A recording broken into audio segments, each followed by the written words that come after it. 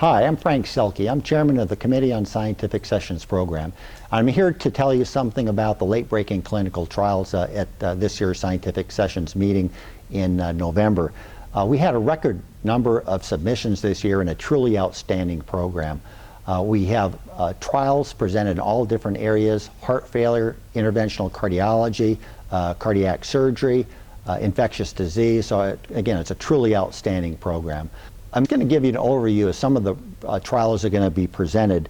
The next R trial is going to be on a reversal agent for rivaroxaban, which is a novel anticoagulant agent that is being used to treat atrial fibrillation. The problem is these agents, these novel anticoagulants, don't have any reversal at this point in time. And this trial will look at one of the novel reversal agents for these anticoagulants. The BEAT-HF trial is a trial looking at the effects of a beta-3 adrenergic agonist on heart failure. They're looking at outcome survival.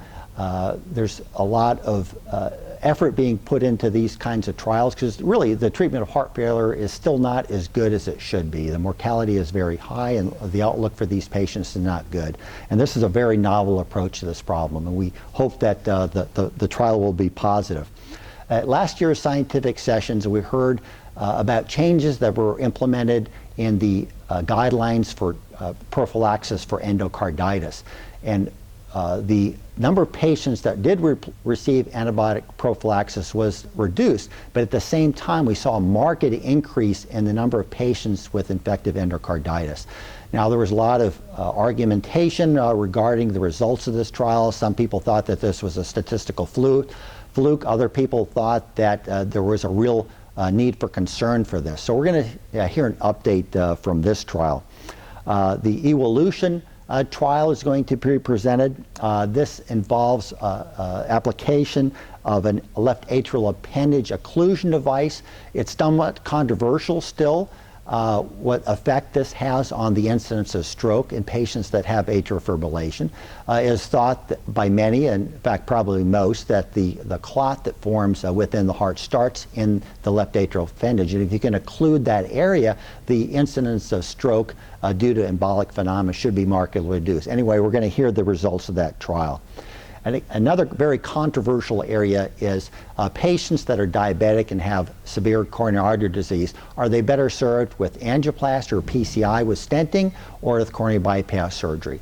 There have been more and more studies that demonstrate that surgery in many cases, especially those that have diabetes and have severe three-vessel disease, are probably better served with coronary bypass surgery. But this is another trial that's going to be looking into this, and we don't really know the results yet. But again, it's a very important area.